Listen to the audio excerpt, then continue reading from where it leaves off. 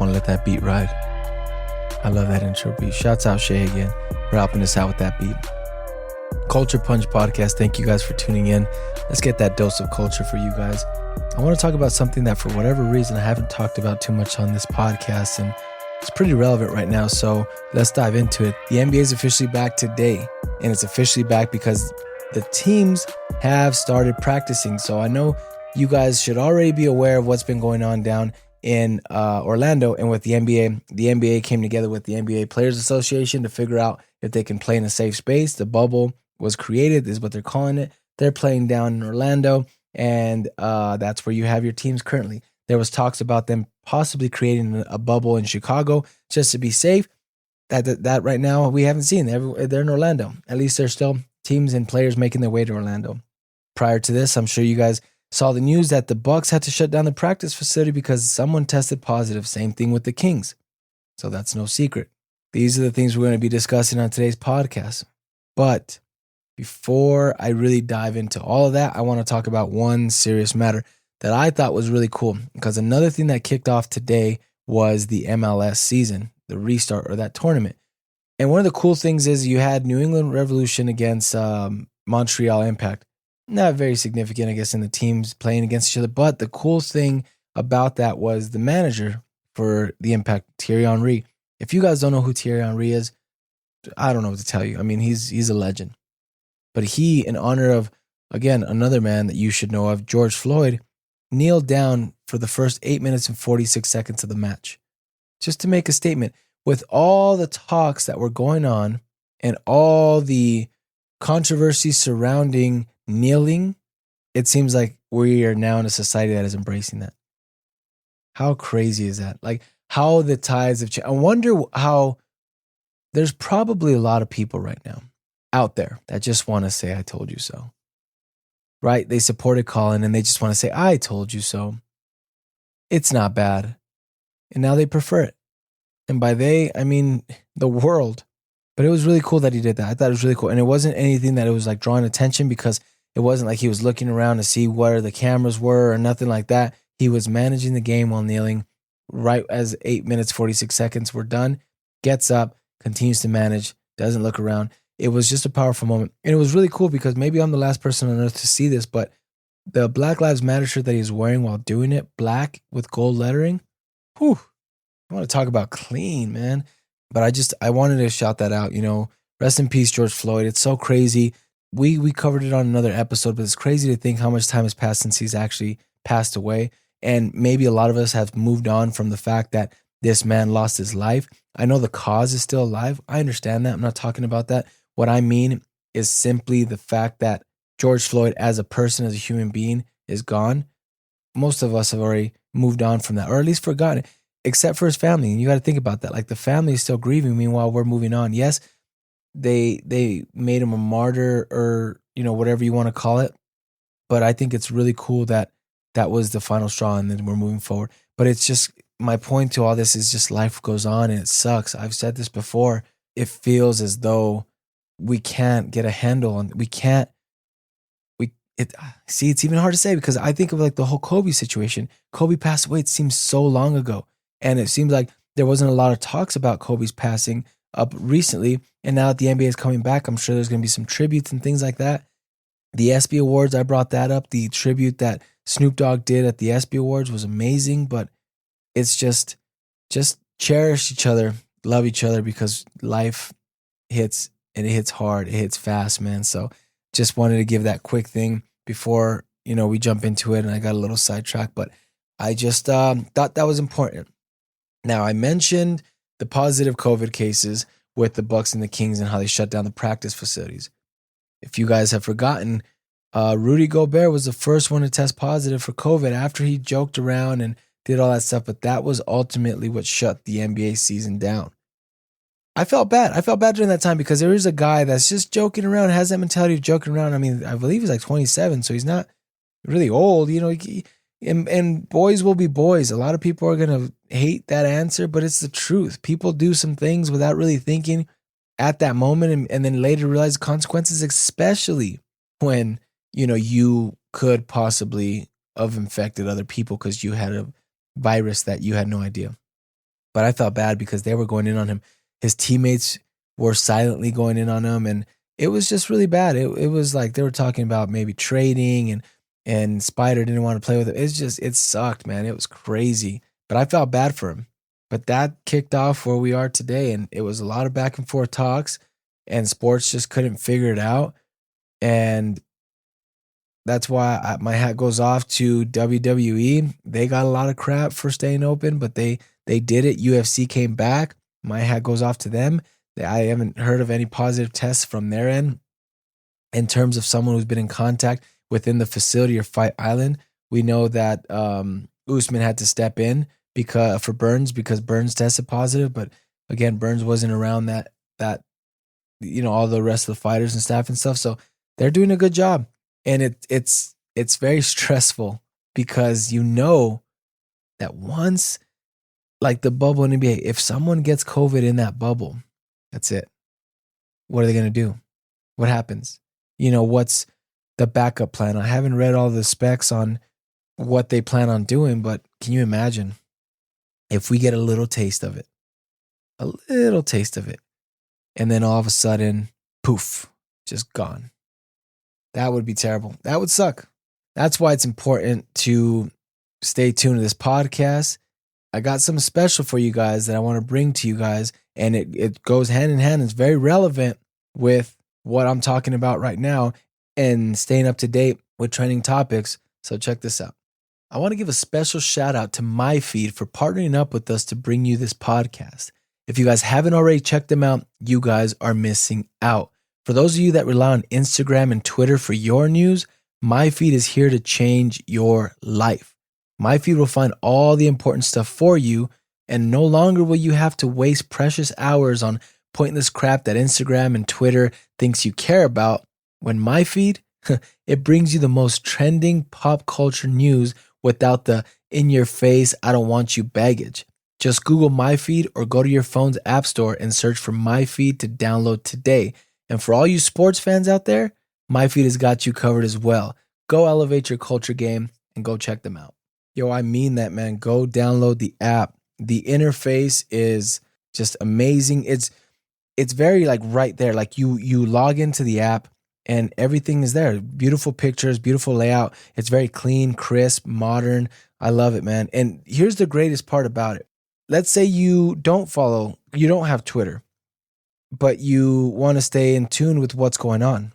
The cool thing and the thing that I like about it is that you can actually follow a story. Like let's say there's a story about Kanye West. You click on Kanye, you can have access to his social media accounts through MyFeed and not have to have a Twitter, or not having, if you even have a Twitter, you don't even have to follow that person to be able to see their stuff like that. So it's really cool. Everything is literally streamlined for you to be on, just be in touch, be in tune with what's going on in the trending news world, in the pop culture world, and just culture in general. I mean that. Go up your culture game. Go check it out. MyFeed, it's amazing. You guys are gonna love it. And let me know what you guys think. I would love to hear you guys' feedback, but they have everything. I wasn't joking when I said sports fans. I'm looking at their trending pages right now, and they got a bunch of sports right here that I'm looking at. So you guys go check that out. I think you guys will really enjoy it. But let's get back to the topic at hand. We're talking about the NBA. It's back. Let's start with the standings. So I'm not sure if I mentioned this, but 22 teams are the ones that ended up in Orlando out of the 30. So that means 22 teams had a chance or have a chance to make the playoffs. That's the whole reason they're there. Now, I should say, quote unquote, have a chance to make the playoffs because some of this is a lot of things have to go right for them. Meanwhile, a lot of things have to go wrong for other teams. I'm going to start with the East because the East is easy. There's only 9 teams from the East. So the majority of the teams come from the West. That's 13. But the East, I'll read them in order. This is the standings. You got Milwaukee, Raptors, Celtics, Heat, Pacers, Sixers, Nets, Magic, and Wizards. The reason why I say it's quote unquote they have a chance is because, if you look at it, the Wizards are 6 games down from the Magic, but the way the Magic been playing lately, I shouldn't say lately because they've been gone, but the way they were playing before the break is this is the second part of the season. Realistically, by the time you shut down, you're getting to that second part of the season after All-Star break where you're starting to find yourself. and really starting to find your identity leading into the playoffs and what your strengths are, what your true strengths are. And the Magic are doing a great job defensively. Obviously, they got Steve Clifford as their head coach, but they're also starting to fire on all cylinders, and they're averaging, I believe, 105. They were averaging 105 points, which was like third best either in the East or in the NBA. So they're doing their part. The Wizards have just been plagued with injuries and just bad luck all season. They have 24 wins with 40 losses. Like, that is insane. They're the only team in the East that don't have at least 30 wins. So to think that you're going to make it to the playoffs is very optimistic. And I know Troy, shouts out Troy. He's a Wizards fan. I don't know, man. It's definitely something to watch out for, I guess. But here's a surprise to me. The Raptors, man. The Raptors without Kawhi are only 7 games behind Milwaukee. And we know Milwaukee was good. Milwaukee added some pieces, but they kept their core. You knew they were going to be good because of the fact that they kept their core and because of who their core is. In Toronto's case, a lot of the offense went through Kawhi. There was other scorers, of course, Kyle Lowry, and you even had Van Fleek, but I felt like a lot of not so much Kyle Lowry because he can create, but like they had a lot of bench points coming in. Like, they beat a lot of teams with their bench points in the playoffs last year. And the way they did that was, yeah, of course, Kawhi was sitting down, but Kawhi took a lot of pressure and really wore down defenses to where it opened up some of these other players. And man, I tell you, Kawhi, I swear, never gets tired. I see that guy and he's sweating, but he just looks the same, cool as a cucumber. Now they're missing that piece. Obviously, Siakam stepped up last year and made himself an all-star this year, but you have your main focal point just leave town. And you're like, okay. And I'm sure, shouts out to the coaching staff up there and management because they knew what they were doing. They knew he was leaving. Most teams don't know how to prepare for a leaving all-star. They did. And they're doing great. Like, you can't argue with their success. The Celtics, who are another team after losing Kyrie, you're like, okay, well, how good are they going to be? Now, a lot of fans out there are going to say that you knew they were going to be good because they were good before Kyrie. They were better before Kyrie, but your team is different. You don't have Bradley, you don't have Thomas. So to say that is kind of hard. To believe that you were going to be 3 in the East for sure, and then obviously you have Miami, who they got Jimmy Butler, so you should have known that they were going to shoot themselves up in the rankings. Now, it could be a 2-legged race in the East. You know what I'm saying? Right now, the Pacers are in 5th place, but they have no Oladipo. And the way it looks like it's playing out, Oladipo is not going to be playing there the rest of the season. So what does that mean for them? That means that who knows what that means? Who knows how good they do? I mean, they've done a lot of it without Oladipo, but what happens when you're finally hitting that last part of the stretch when you need those all-stars to really pick you up, especially going into the playoffs and playing these teams who you're going to be matched up with? And then you have 76ers, who had a pretty big fall. They were 2nd last year, I believe. Now they're 6th. Now, they're not a team I would count out because they got so much talent.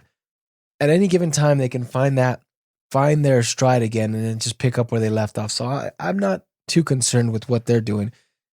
They might be in a pretty good position because the way it sits right now, they would be playing the Raptors, but I think that they push beyond that and they get ahead of they'd be playing the Celtics, but I think they get beyond that and they push forth for that 5th spot at least and end up playing Miami, but they can ultimately end up in 4th place. And I think Miami would end up 5th anyway. So it looks like my opinion would be that the Sixers are going to be matching up with the Heat, which who doesn't want to see that? Jimmy Butler leaving 76ers and then playing him in a playoff game.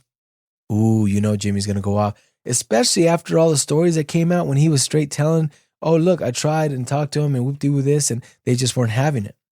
That's the crazy part. That's the insane part, is that you couldn't figure it out with one of your star guys that he's just like, whatever. And then he made the decision early to leave and he stuck by his guns. Nothing was going to change his mind. You gotta give him credit for that. But it sucks because they painted him out to be a guy who's insubordinate and just doesn't follow, I don't know, conduct. And, they made him out to seem like he was a troublemaker, which sucks because that can ruin people's careers. If he wasn't so talented, who knows how hard it would have been for him to actually find a job in the NBA. I mean, I'm sure he would have, but imagine having to sign a veteran minimum because you got a bad reputation for something you didn't even really do.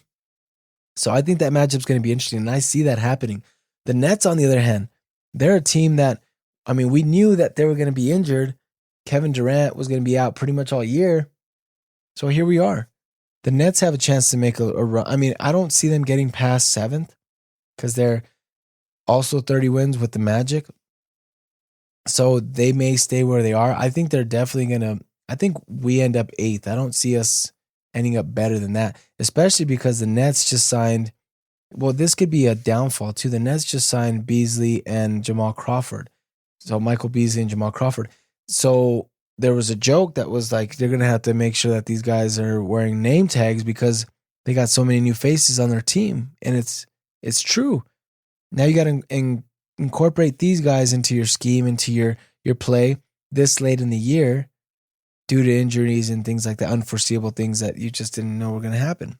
But whatever, I guess that's what they get, right? Kawhi leaving and then Durant leaving, which I like the move. It sucks that they're on the Nets and they're coming to the East because obviously that's bad for my team, but the competition that it should pose in the future with the Bucks and the Raptors, even the Celtics, I think are going to be interesting.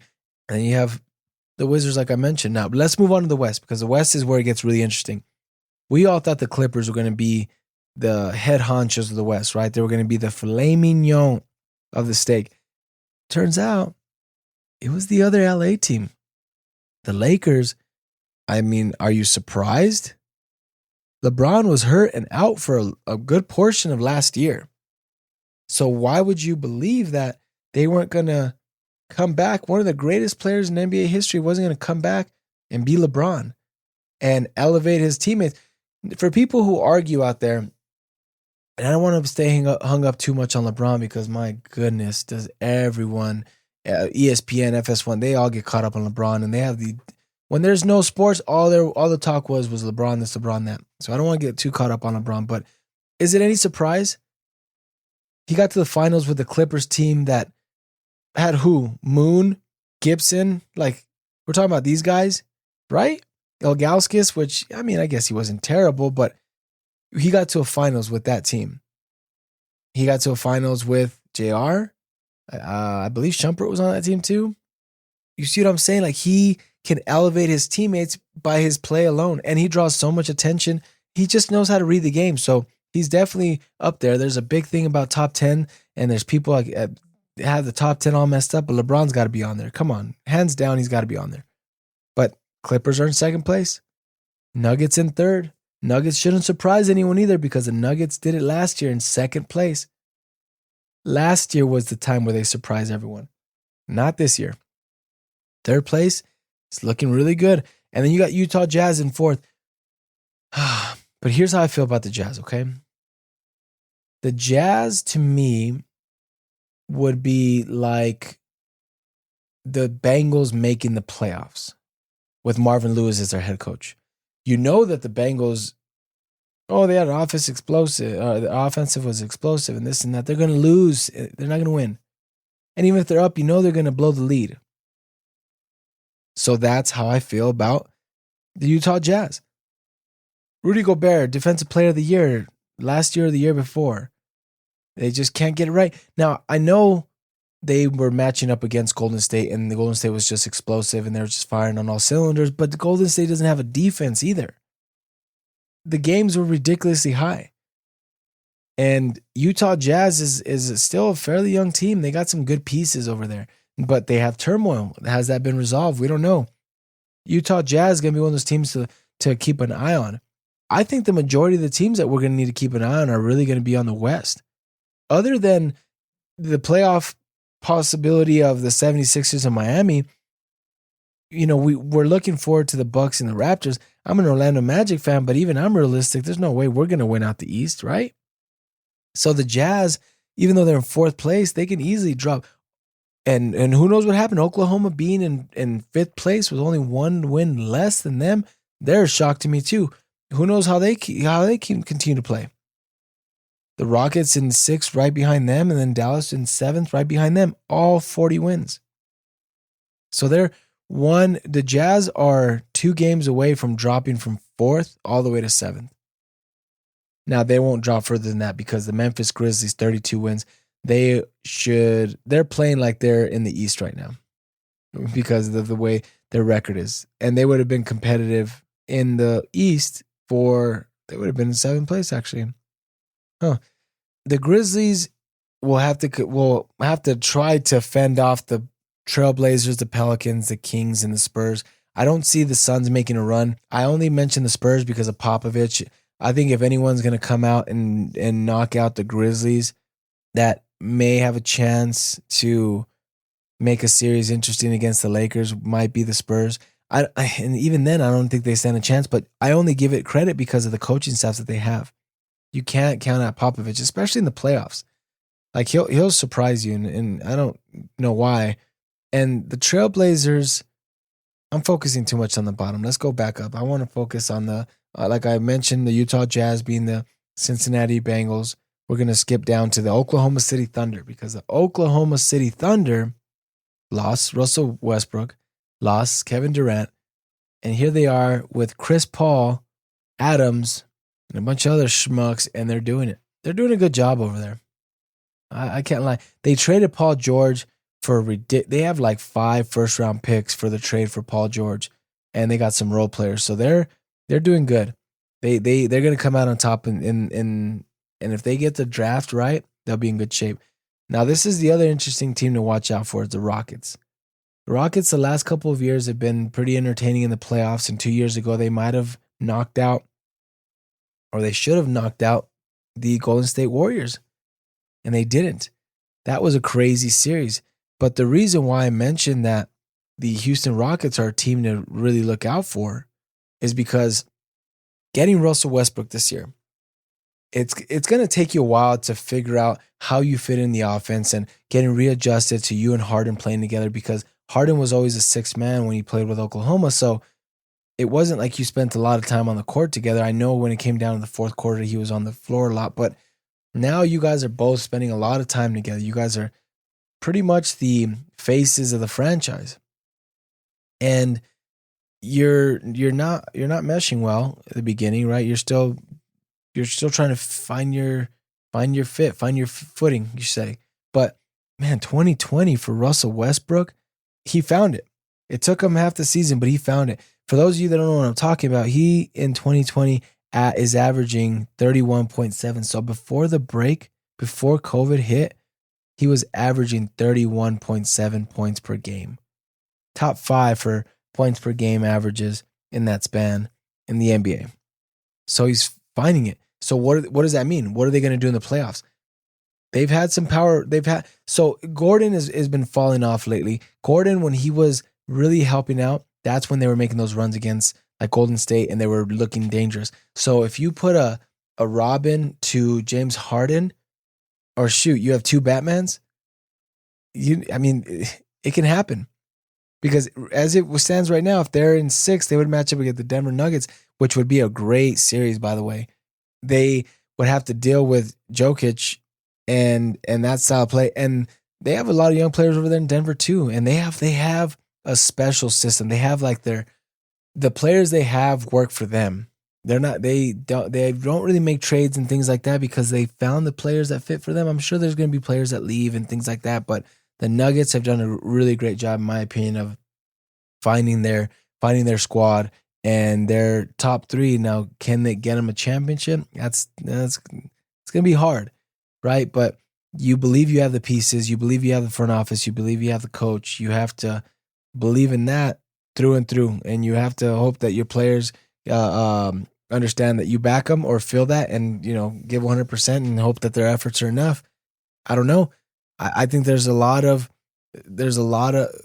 be said with Houston Rockets. Now the Rockets losing Capella is a hit because their defense is going to be, their defense is not as good. But if you look at today's NBA scoring league, it's a lot of offense.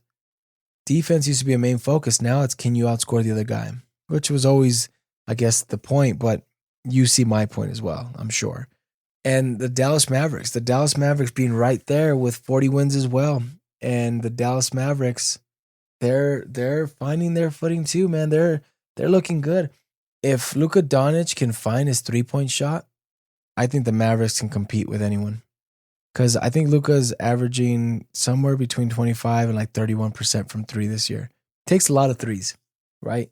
And he doesn't make a lot of them.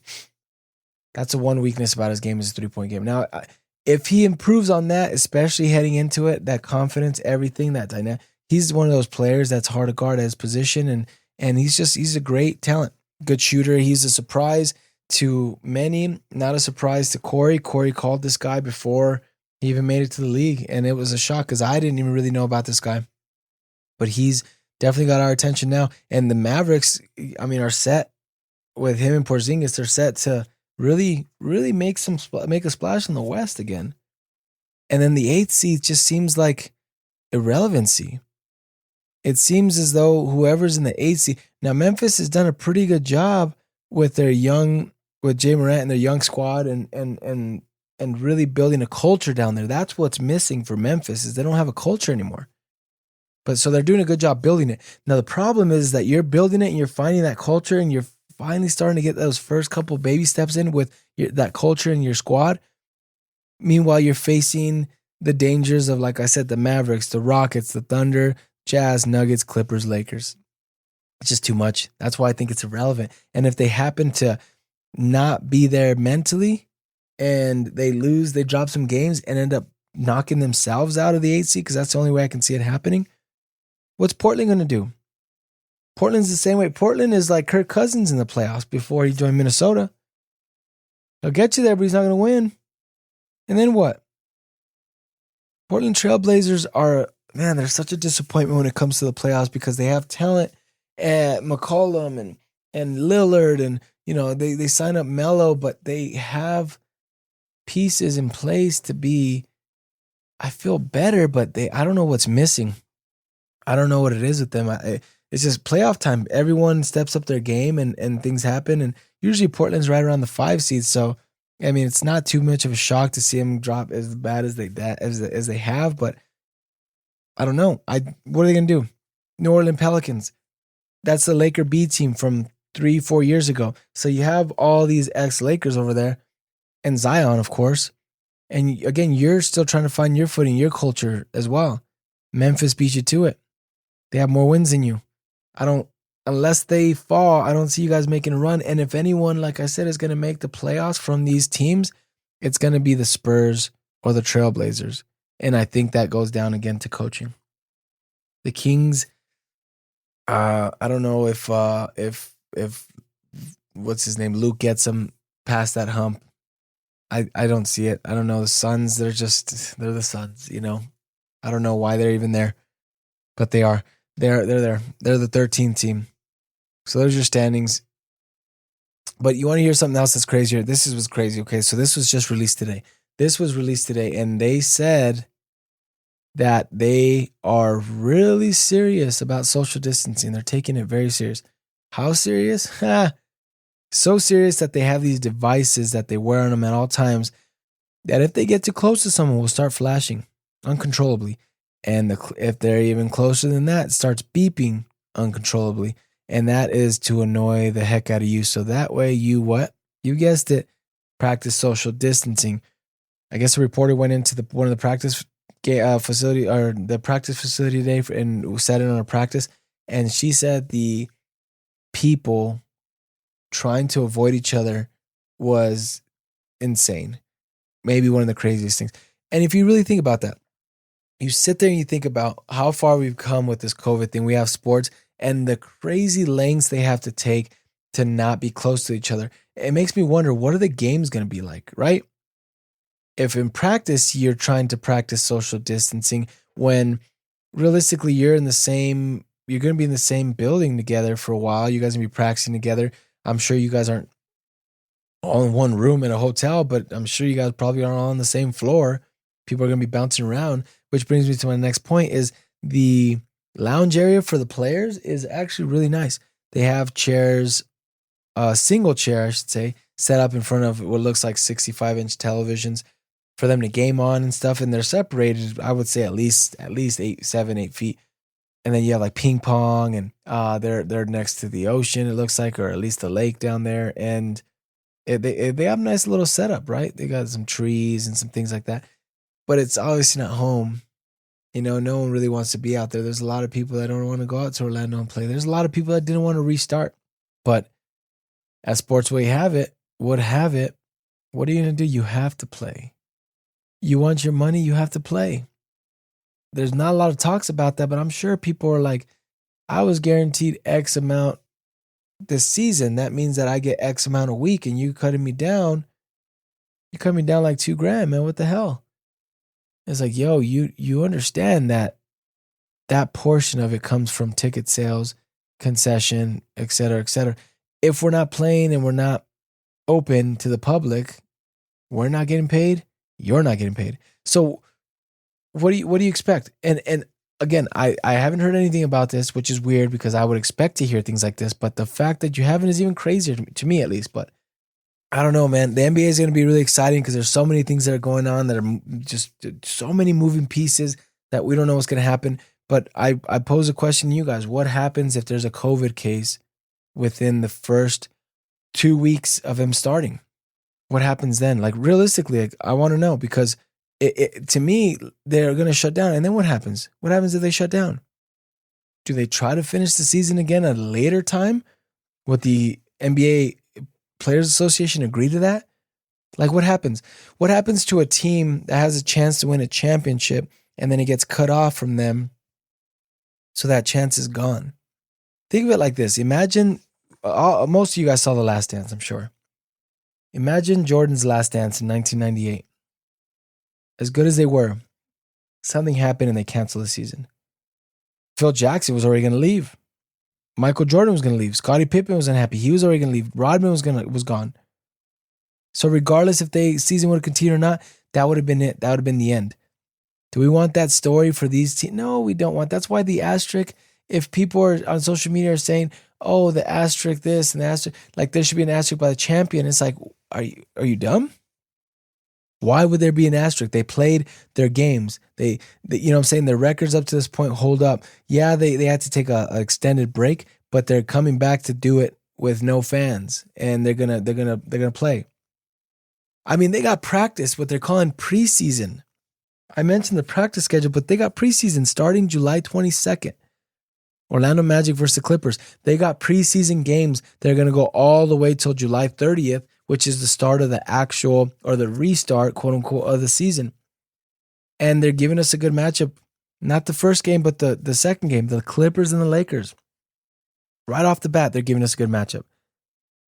That's going to be, like, who's not going to tune into that? I bet you the NBA is going to get such high numbers.